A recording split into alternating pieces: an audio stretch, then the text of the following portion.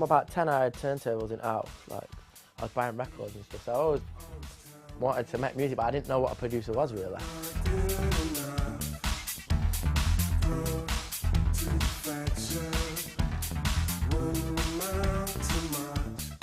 Hello, I'm Toddla T, Toddla T. I'm 25, originally from Sheffield. Today we're here in the Red Bull studio. As well as a DJ, I'm a producer. Today I'm here with Dave from The Invisible to work on a record. He's voicing bass guitar. I'm directing it a bit. Now or never, get yourself together. This so far it's all good with Dave. He really knows what he's up to and doing. Some artists you really got to go like, but he's so sick and does his own stuff anyway. It's kind of just letting it come out of him, letting him do his thing to the tune rather than me having to go. Ugh. I think chorus maybe we'll check it up more than twice. I take your point. If you want. Yeah, I'm going to do a high octave a couple of times and a couple of harmonies. Yeah, there's quite a lot still. Big. Very nice. I've been aware of Toddla T for a while, I guess. I've seen his name around a lot, heard a lot of his mixes. I've always identified a real kind of vim and vigour to what he does. There seems to be a real sort of joy to his music. My style is very electronic, emphasis on the beats and rhythm. Kind of that mix between dance music, electronic dance music that I play in the clubs and song-based stuff. As a producer, my trade, I mean, I was lucky enough to be the first part of a generation where I had a computer in the house. So I think a load of kids, like most people have got access to a computer now. It's not like ages ago where you kind of like had to go to studio and sit in. So anyone can really sort of crack on. You can even get it on your phone.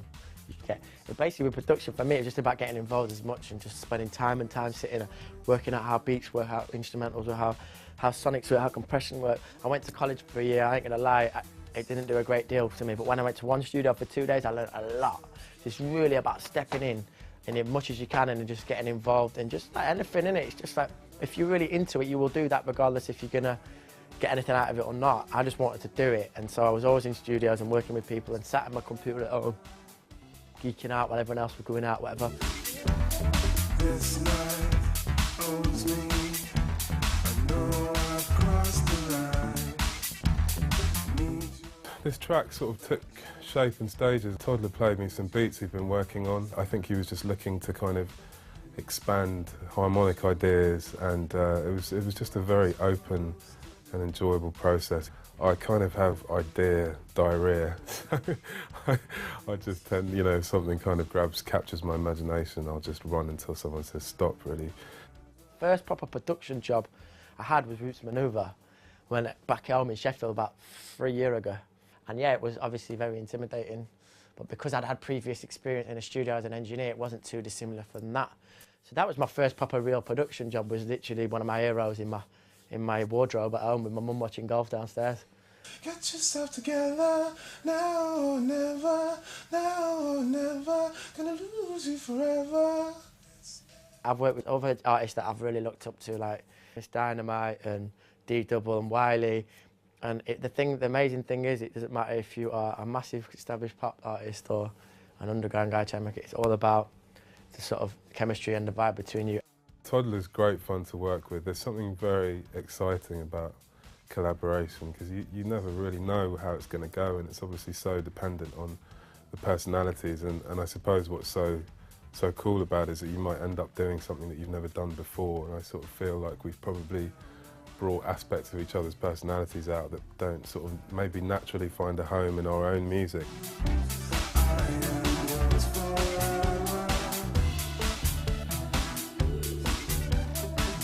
I don't find it particularly difficult to take advice from others. In fact, I kind of welcome it, really.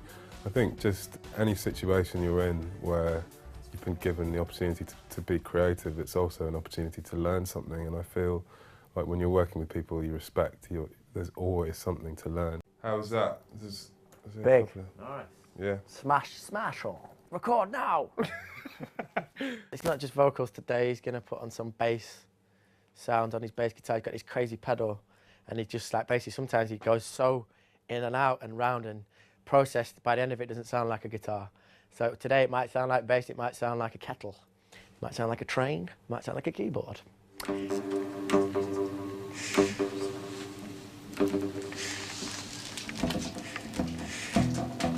There In the studio, it's just about, a lot of time it's about patience. Like, you've got to just wait for things to happen. And it's the same for when you're building a track yourself, or you sat with a singer or a writer or whoever. It's just about waiting for something to happen. I go to studio sometimes 9 in the morning, very rarely, mainly about 1 in the day.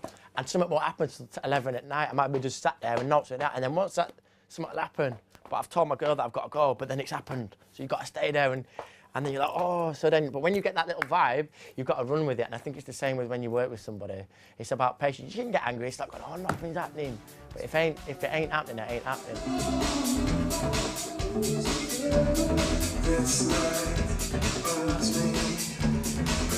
And since I kind of like got booked to DJ around the country and world from like a couple of years ago, it's really influenced the way I make my music, because I want to be able to play my own stuff out.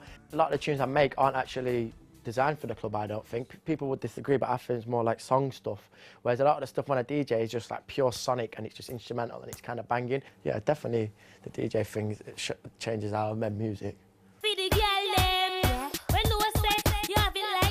We're on the way to a show now in a location in central London. Good gig, it's all about the people. You could be in front of 2,000 people or 2, but if them 2 people have got a vibe and them 20,000 haven't, then... I remember being in clubs and properly like losing it to certain tunes and just like thinking, oh, I'd love to do something like this. The most memorable gig I've ever played. I'd only been DJing on the circuit for like a year, and then they put me in this place and it was like a tent bigger than I've ever seen, and it was like we had to play, and it was just like, I still look watching the footage now and I'm like, bloody hell, man, I don't think I'll ever forget that. I played at a wedding once where the groom, no, the girl, what's the groom called? The girl, the bride, yeah, my bad, came up to me midway with tears in her eyes saying, you are spoiling my wedding. If you got out good, that's what I used to get in Sheffield all the time. If you got out good, now I just play rubbish music, love.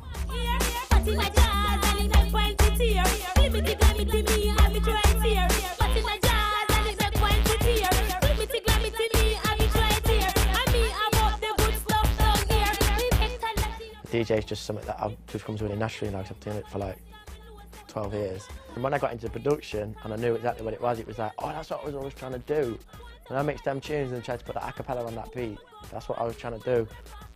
Once I got into production and learned how to make music, it was just like, that was like the love of my life type of thing. I'm not actually sat in the studio that much, but on my laptop I've always got my music software, and wherever I've got headphones and a power supply for my laptop, I'm on my software doing the music. I'm very, very interested in producing. I think it's such a sort of fascinating role because it can mean so many things. Production, still every day I'm fascinated by something new about it. I learn something new, I see something new, or I meet this guy who tells me that. It's just about a passion, really.